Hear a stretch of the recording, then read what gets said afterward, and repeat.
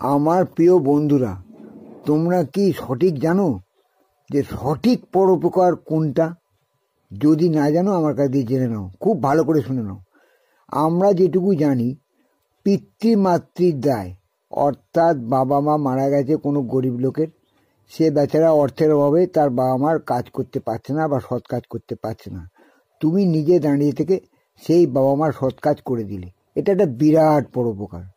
আর একটা পরোপকার কি, কন্যার দায়গ্রস্ত পিতাকে তুমি কন্যার দায় থেকে মুক্ত করে দিলে নিজে দাঁড়িয়ে থেকে তার বিয়ে দিয়ে, তা এটা হচ্ছে বিরাট বড় পরোপকার। আর 3 নম্বর পরোপকার হচ্ছে কি না, একটা সত্যিকারের অভাবী বেকার ছেলেকে তুমি যদি অন্নসংস্থান করে দাও, অর্থাৎ একটা চাকরি বাকরি যদি করে দাও, সেটাও একটা বিরাট কর্মসংস্থান করে দিয়ে পরোপকার করা হলো, কারণ সে জীবিকা নির্বাহের পথ পেয়ে গেল। এইগুলো হচ্ছে সাধারণ কথা যেগুলো আমরা জানি, কিন্তু তোমরা আসল ঘটনাটাই জানো। সঠিক পরোপকার কোনটা সেটা হচ্ছে কি জানো? ধরো একটা খুব সুন্দরী বউকে তোমার খুব পছন্দ হয়েছে, তার সঙ্গে তুমি প্রেম ভালোবাসা করছো, এবং যে ভদ্রলোকের বউকে তুমি প্রেম করছো সেই ভদ্রলোকের বউকে তুমি ফাঁসলিয়ে প্রেমের জালে ফাঁসিয়ে ওখান থেকে সরিয়ে নিয়ে গিয়ে নিজের কাছে নিয়ে গিয়ে ঘর সংসার শুরু করলে, অর্থাৎ পরস্ত্রীকে তুমি নিজে স্ত্রী হিসেবে গ্রহণ করে তার সঙ্গে ঘর সংসার শুরু করলে। এটা একটা পরম উপকার।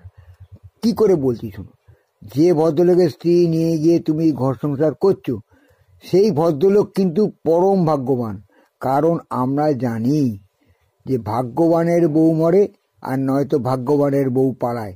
তাহলে সে ভাগ্যবান ব্যক্তি যার বউ চলে গেছে, আর তুমি একজন ভাগ্যবান তার বউকে নিয়ে ঘর করছো, এটাও কিন্তু পরম উপকার করা হলো ওই ভদ্রলোকের। এইবার দ্বিতীয় উপকারটা কি, ধরো তুমি একটা মেয়ের সঙ্গে খুব প্রেম করছো, তার বিরাট সম্পত্তি আছে, তার বাবার বিরাট সম্পত্তি, বিরাট টাকা পয়সা আছে।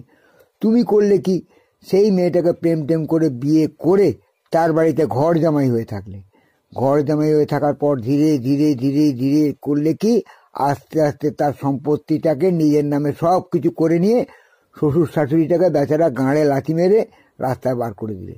শ্বশুর শাশুড়ি আর কোথাও থাকার জায়গা রইল না, বেচারা ভিক্ষে করে খাচ্ছে। এই দেখে তোমার আনন্দ হচ্ছে, তুমি মনে করছো আরে সারা ঠিক করেছি, ব্যাটা কেমন লাগে দেখ। সুতরাং এটাও একটা বিরাট বড় পরোপকার। তুমি করলে কি, অন্যের সম্পত্তি নিজের নামে করে নিয়ে আনন্দে নাচছো।